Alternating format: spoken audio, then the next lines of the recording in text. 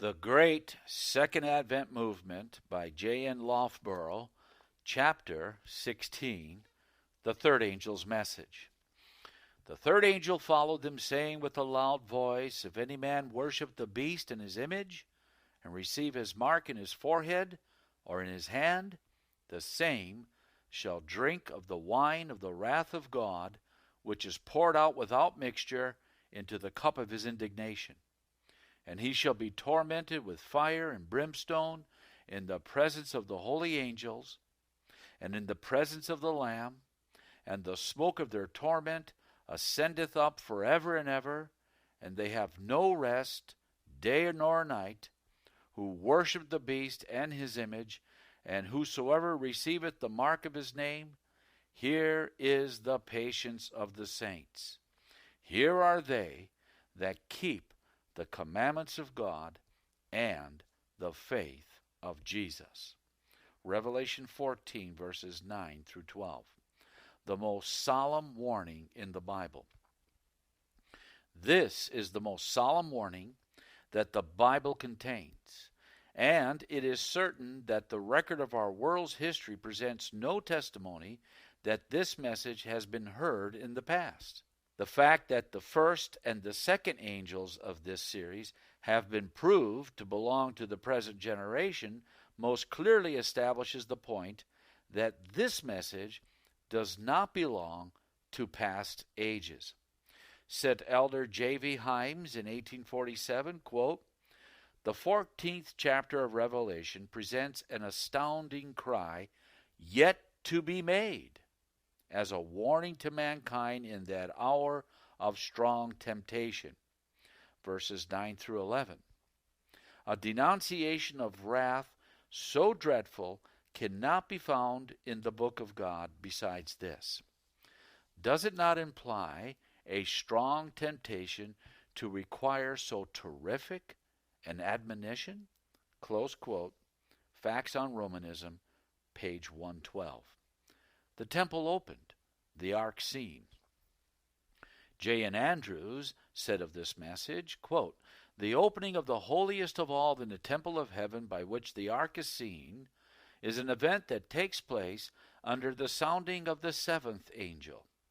And as the ministration of our great high priest is changed to that apartment at the termination of the 2300 days, we understand that the opening of the temple is marked by the termination of that period as represented by the proclamation of the first angel. The entrance of our high priest to the most holy place to minister before the ark of God calls the attention of the church to the commandments of God contained with that ark. The commandments of God have been shining out from the heavenly sanctuary since that time. Change of the Sabbath. It is a fact beyond dispute that the fourth commandment, some ages since, was changed from the rest day of the Lord to the pagan festival of Sunday. This change was made in express contradiction of the Holy Scriptures, which everywhere recognizes the seventh day as the only weekly Sabbath of the Lord. It was accomplished by the great apostate who Daniel predicted should think to change times and laws. This power is essentially the same as the beast which was to be worshipped by all the world. And it is a fact of deep interest that this commandment, which has been so long trodden down, is now being vindicated, and the people of God are beginning to keep it with the other 9. Thanks be to God that he is preparing the remnant for their final conflict with the dragon and for admittance through the gates into the holy city. Revelation 12, verse 17, chapter 22, verse 14. The vindication of the fourth commandment in opposition to the Sabbath of the apostasy and the preaching of all the commandments of God is a striking testimony that the presence is the period of the saints' patience and the warning of the third angel, close quote, The Three Angels of Revelation 14, 6-12, pages 131 and 132. Attention has been called in previous chapters to the first and second of these messages as fulfilled in the great Second Advent proclamation down to October 22, 1844. The scripture at the opening of this chapter reads, quote, "The third angel follows them," close quote. That is, followed the first and second angels. It will perhaps be of interest in this connection to call attention to the rise of the third angel, the first Adventist Sabbath keepers. During the midnight cry in 1844, the Lord began to lead the minds of his people to the keeping of the seventh-day Sabbath. This doctrine among Adventists arose on this wise. Rachel Preston, a Seventh-day Baptist, moved to Washington, New Hampshire, where there was a church of Adventists. She accepted the Advent doctrine, and that church, composed of about 40 members, through her missionary labors, accepted the Sabbath of the Fourth Commandment. Rachel Preston died at Vernon, Vermont, February the 1st, 1863, at the age of 59 years. This led to inquiry upon that subject. In the Cry of September 5, 1844, we read, quote, "Many persons have their minds deeply exercised respecting a supposed obligation to observe the seventh day," close quote. This statement was contained in an editorial in which a faint effort was made to establish the claims of Sunday keeping. The subject was continued in the number of September 12, where we find the following significant statement, which led to serious and close study by many. The seventh day, the only law-appointed day. Quote, "Last week, we found ourselves brought to this conclusion. There is no particular portion of time which Christians are required by laws to set aside as holy time. If this conclusion is incorrect, then we think the seventh day is the only day for the observance of which there is any law." Close quote. T.M. Preble's essay, "The Attention of the Adventists as a Body," was called to the Sabbath question by an essay on the subject from T.M. Preble, dated February 13, 1845, and published in the Hope of Israel, Portland, Maine, February 28, 1845. After showing the claims of the Bible Sabbath and the fact that it was changed to Sunday by the great apostasy, he remarks, quote, "Thus we see Daniel 7:25 fulfilled, the little horn changing times and laws. Therefore it appears to me that all who keep the first day for the Sabbath are the Pope's Sunday keepers and God's Sabbath breakers." Close quote, taken from Andrew's History of the Sabbath, page 506, edition of 1887. J.B. Cook on the Sabbath question. Soon after this, there appeared in print an article from J.B. Cook, in which he showed that there is no scriptural evidence for keeping Sunday as the Sabbath, and he used this terse expression, quote, "Thus easily is all the wind taken from the sails of those who sail, perhaps unwittingly, under the Pope's Sabbatic flag." Close quote. Although Sabbath keeping by these two men was of short duration, they had set a ball rolling that could not easily be stopped. The catchphrases, "Pope's Sunday keepers," "God's commandment breakers," and "sailing under the Pope's Sabbatic flag," were on the lips of hundreds who were eager to know the truth of this matter. Elder Joseph Bates of Fairhaven, Massachusetts, had his attention thus arrested, and he accepted the Sabbath in 1845. Joseph Bates accepts the Sabbath. His experience was on this wise. Hearing of the company in Washington, New Hampshire, that were keeping the Sabbath, he concluded to visit that church and see what it meant. He accordingly did so, and on studying the subject with them, he saw they were correct, and at once accepted the light on the Sabbath question. On returning to New Bedford, Massachusetts, he met on the bridge between New Bedford and Fairhaven a prominent brother who accosted him thus, "Captain Bates, what is the news?" Elder Bates replied, "The news is that the seventh day is the Sabbath of the Lord our God." "Well," said the man, "I will go home and read my Bible and see about that." So he did, and when they next met, this brother had accepted the Sabbath truth and was obeying it. The first book on the Sabbath. Elder Bates at once began to preach this truth from state to state. He soon saw that a book, or even a tract, on the Sabbath question would be a great help to him in his work, and his soul was moved by the Spirit of God to write and publish something on this subject. But how could it be done without money was the question, as all that he had was a York shilling, that's 12.5 cents. It may be of interest to the reader to relate his experience in this matter, just as he told it to me in 1855. 4 pounds of flour. He said that while in prayer before God, he decided to write the book and felt assured that the way would open to publish it. He therefore seated himself at his desk with Bible and concordance to begin his work.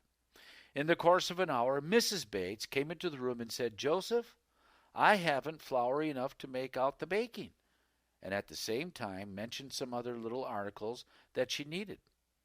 "Well, how much flour do you lack?" asked Joseph Bates. "About 4 pounds," was her reply. "Very well," replied he. After she had left the room, he went to a store nearby, purchased the 4 pounds of flour and all the other articles, brought them home, and again seated himself at his writing desk. Presently, Mrs. Bates came in and saw the articles on the table and exclaimed, "Where did this flour come from?" "Why," said the captain, "isn't there enough? You said you wanted 4 pounds. "Yes," said she, "but where did you get it?" "Oh, I bought it," said he. "Is not that the amount you wanted to complete the baking?"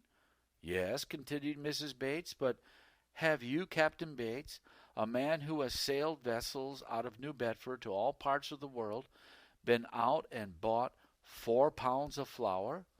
"Yes." "Was not that the amount you needed to complete the baking?" "Yes," said Mrs. Bates, "but have you bought 4 pounds of flour?" $11,000 spent for the truth. Another trial soon followed. When Captain Bates left the sea, he sold out his interest in a ship for $11,000, but now he had spent his all to advance the cause of truth. Up to this date, Mrs. Bates did not know his true financial condition, but he felt that he must now acquaint her with it, so he calmly said, "Wife, I spent for those articles the last money I have on earth." With bitter sobs, Mrs. Bates inquired, "What are we going to do?" The captain arose, and with all the dignity of a captain directing his vessel, said, "I'm going to write a book. I'm going to circulate it and spread this Sabbath truth before the world." "Well," said Mrs. Bates, through blinding tears, "what are we going to live on?" "Oh, the Lord is going to open the way," was Captain Bates's smiling reply. "Yes," said Mrs. Bates, "the Lord is going to open the way. That's what you always say." And bursting into tears, she left the room. An unexpected supply. After Captain Bates had continued his work for half an hour, the impression came to him to go to the post office, as there was a letter there for him. He went, and sure enough, there was a letter. In those days, the postage on letters was 5 cents, and prepayment was optional.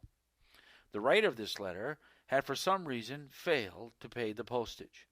And here again Captain Bates was humbled, as he was obliged to tell the postmaster, Mr. Drew, with whom he was well acquainted, that he could not pay the postage, as he had no money, but he said, "Will you let me see where it is from?" "Take it along," said the postmaster, "and pay some other time." "No," said the captain, "I will not take the letter out of the office until the postage is paid." While he had the letter in his hand, he said, "I'm of the opinion that there is money in this letter." And turning to the postmaster, he asked, "Will you please open it? If there is money in it, you can take the postage out. If not, I will not read it." Well, the postmaster complied with his request, and lo, it contained a $10 bill. He found by reading that the letter was from a person who said the Lord so impressed his mind that Elder Bates was in need of money that he hastened it to him, and in the haste he probably forgot to pay the postage. After paying the postage, he went to a provision store, bought a barrel of flour for $4 besides potatoes, sugar, and other necessary articles. When giving orders where they were to be delivered, he said, "Probably the woman will say they don't belong there, but don't you pay any attention to what she says. Unload the goods on the front porch."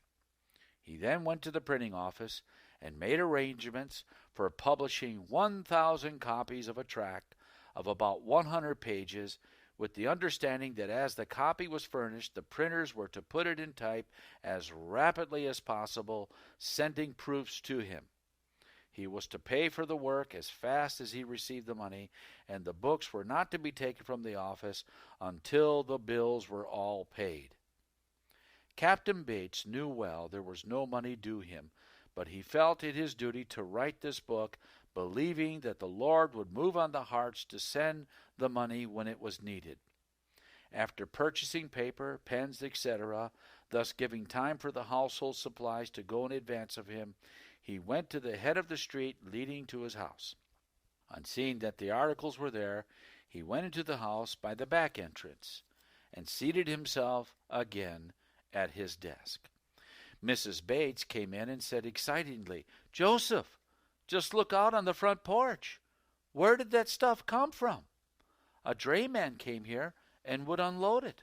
I told him it didn't belong here, but he would unload it." "Well," said Captain Bates, "I guess it's all right." "But," said Mrs. Bates, "where did it come from?" "Well," said the captain, "the Lord sent it." "Yes, Mrs. Bates, the Lord sent it. That's what you always say." He then handed the letter to his wife, saying, "Read this, and you will know where it came from." She read it, and again retired for another cry. But it was of a different character from the first, and on returning she humbly asked his pardon for her lack of faith. Money coming for the book. As the work of writing and printing progressed, Captain Bates received money from time to time through the mail and otherwise, sometimes from persons he had never met. As he received the money, it was passed over to the printers and applied on the book account. Finally, the day came when the books were all printed, and from a source unexpected by Brother Bates, the balance of the account was met. Thus the books were not delayed even a day in their circulation. Last bill paid. H.S. Gurney of Memphis, Michigan, told me in March of 1884 that he, on the very morning Elder Bates's book was completed, received $100 on an outlawed note from a man who declared he would never pay him. Having received this money, he esteemed it a pleasure to spend a portion of it in paying the last bill on the Sabbath tract of Elder Bates. "But," said Mr. Gurney, "Brother Bates never knew to the day of his death who paid the balance of the book bill." This experience of Elder Bates in printing the Sabbath truth seemed to say to our people from the very beginning of publishing the truth on the Sabbath question, go forward in this line of work and expect God's providence to open the way as you advance. Elder Bates, skeptical of the visions.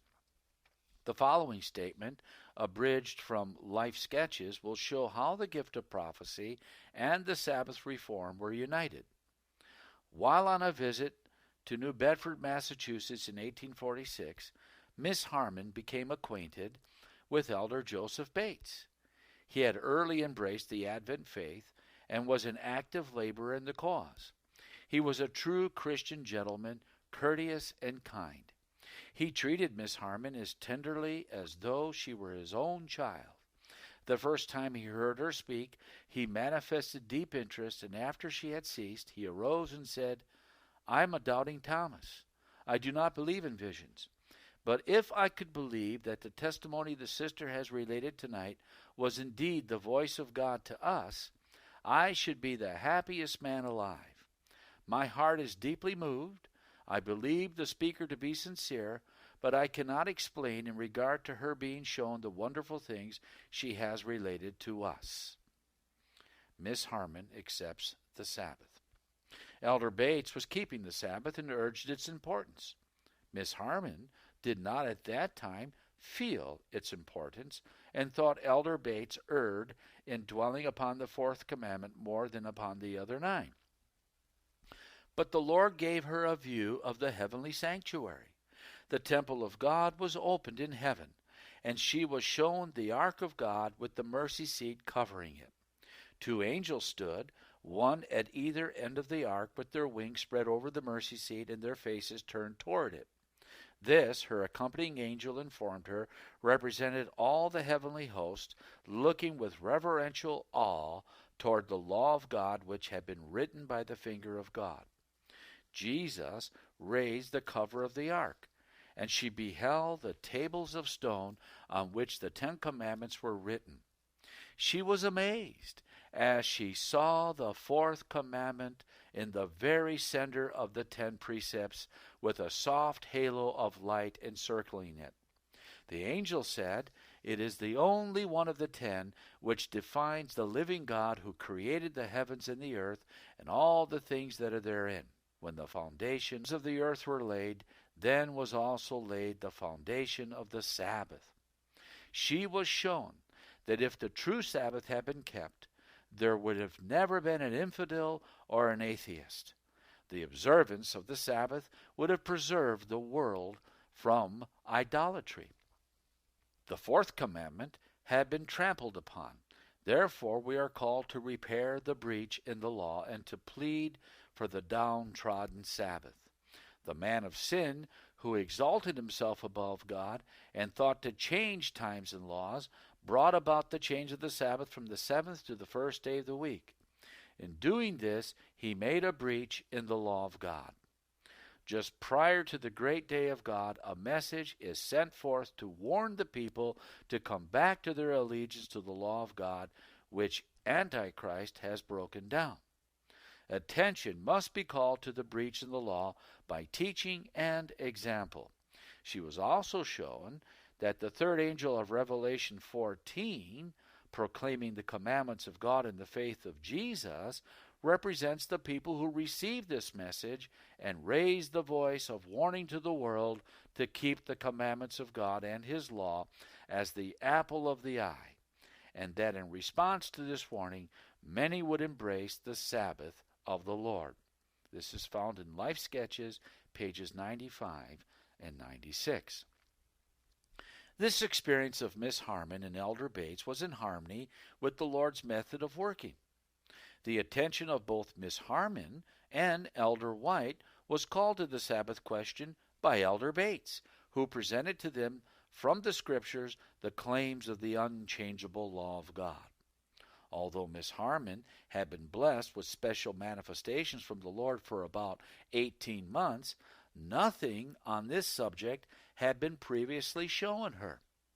Now the Lord's time had come, as believers were being raised up to keep His law, to impart light to them through the gift of prophecy, and thus, by His own way of working, the 3rd angel's message, the commandments of God, and the testimony of Jesus Christ were brought together.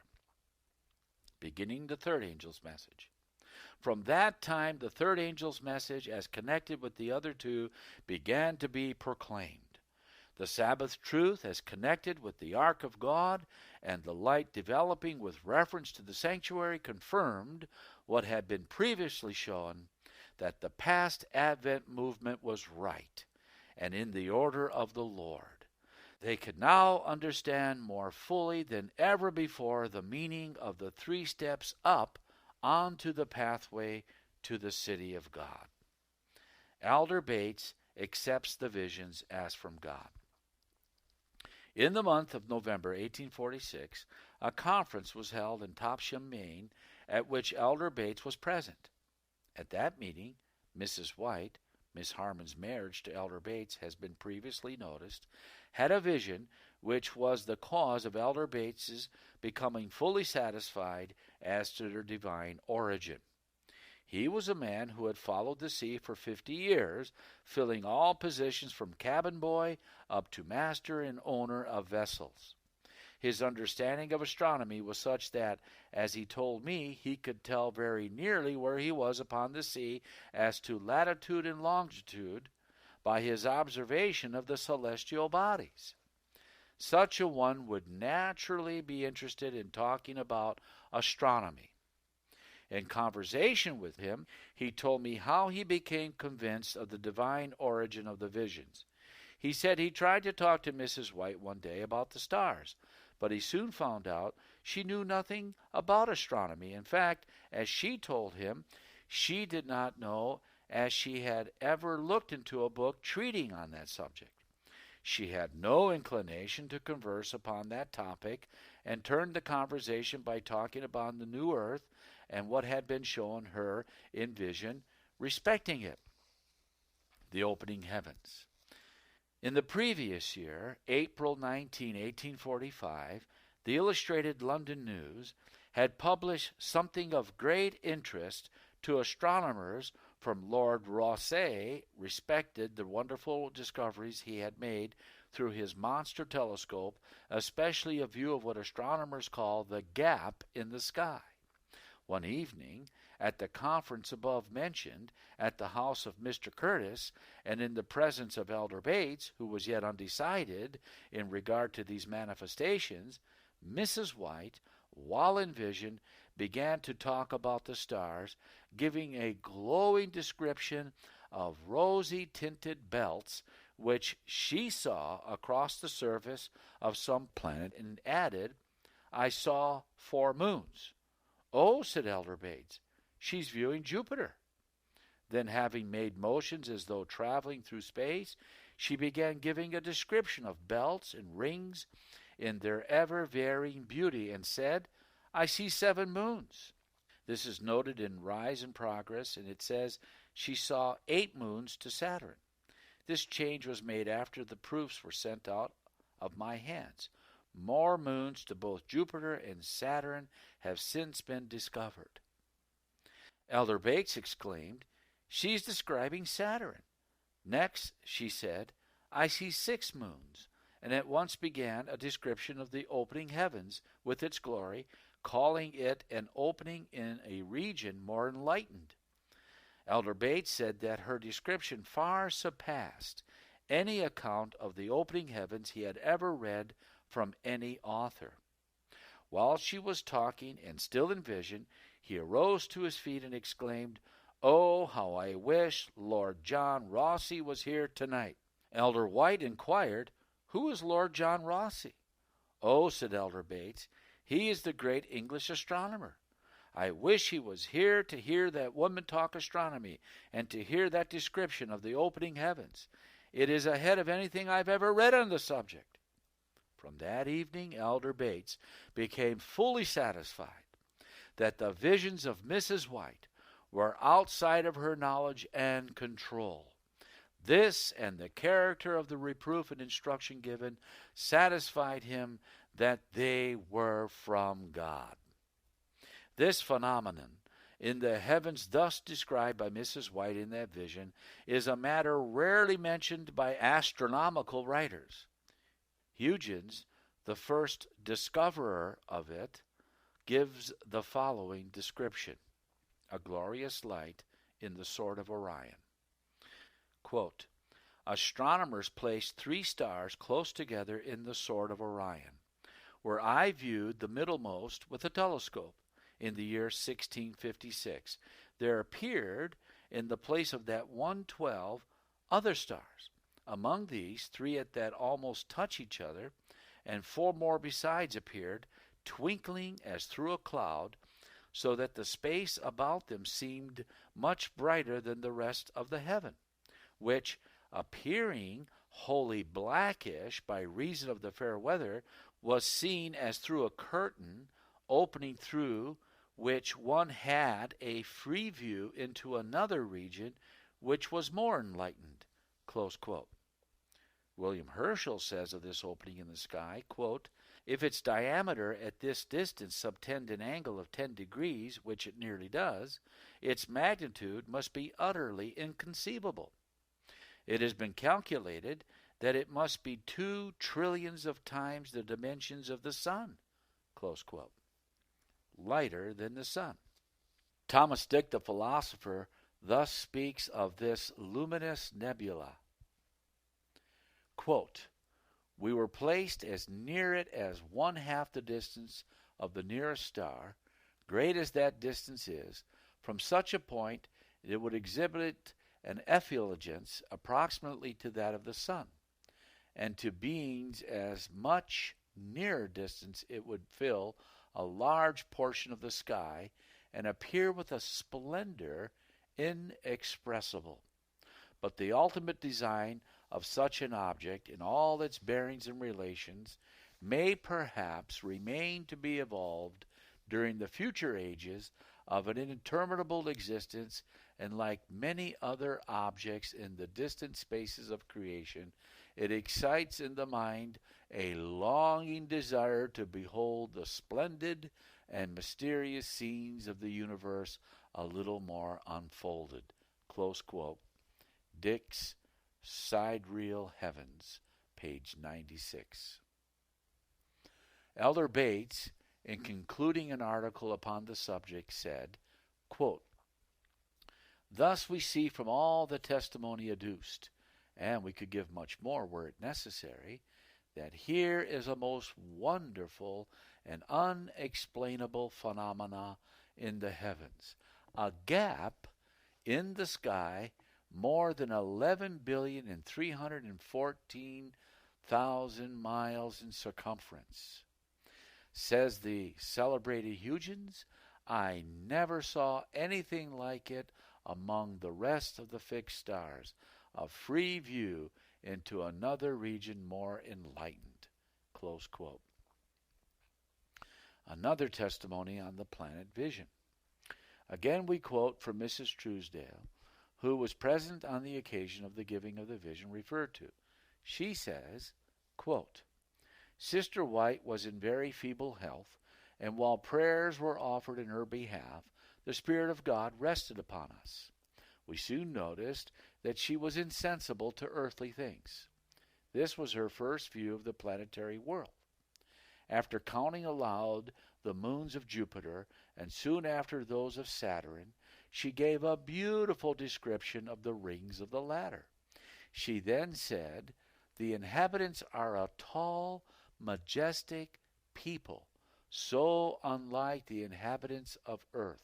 Sin has never entered there. It was evident from Brother Bates's smiling face that his past doubts in regard to the source of her visions were fast leaving him. We all knew that Captain Bates was a great lover of astronomy, as he would often locate many of the heavenly bodies for our instruction. When Sister White replied to his questions after the vision, saying that she had never studied or otherwise received knowledge in this direction, he was filled with joy and happiness. He praised God and expressed his belief that this vision concerning the planets was given that he might never doubt again. This is a close quote, and it is from Mrs. Truesdale's letter of January 27, 1891. A vicious horse suddenly tamed. Shortly after this meeting in Topsham, another striking incident occurred in connection with the visions, which I will relate as told me by Elder Bates. Elder White had the use of a partly broken colt and a two-seated market wagon, which was constructed without a dashboard, but had a step across the front of the wagon and an iron step from the shafts.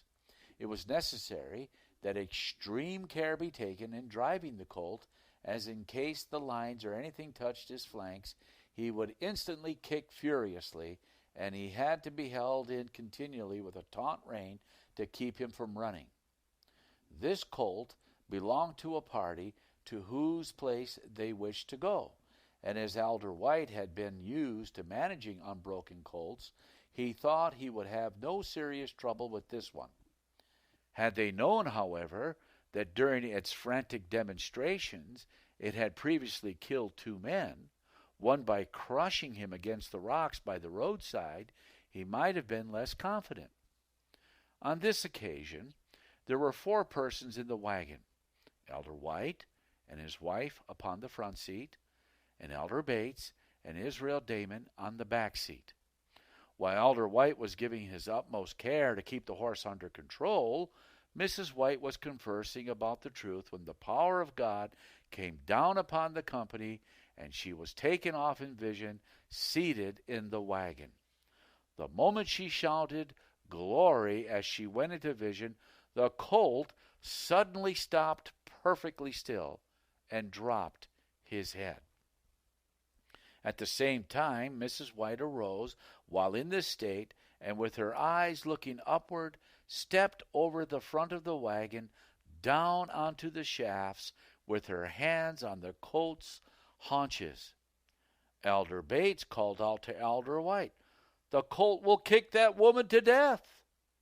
Elder White replied, "The Lord has the colt in charge now. I do not wish to interfere." The colt stood as gentle as an old horse. By the roadside, the bank rose up some 6 feet, and next to the fence was a grassy place. Mrs. White, with her eyes still upward, not once looking down, went up the bank onto the grassy plot, then walked back and forth for a few minutes, talking and describing the beauties of the new earth. Then, with her head in the same posture, she came down the bank, walked up to the wagon, stepped up onto the steps with her hand on the rump of the colt, and so up onto the shafts and into the wagon again. The moment she sat down upon the seat, she came out of vision, and that instant the horse, without any indication from the driver, started up and went on his way. While Mrs. White was out of the wagon, Elder White thought he would test the horse and see if he was really tame or not. At first, he just touched him with the whip.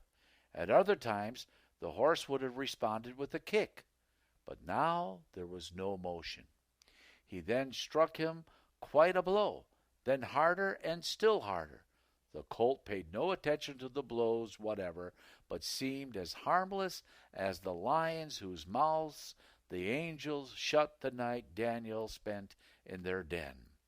It was a solemn place, said Elder Bates, and it was evident that the same power that produced the visions for the time being subdued the wild nature of the colt. If this vision was simply the result of some of her bodily infirmities, the query naturally arises, was the horse afflicted in like manner? Israel Damon's testimony.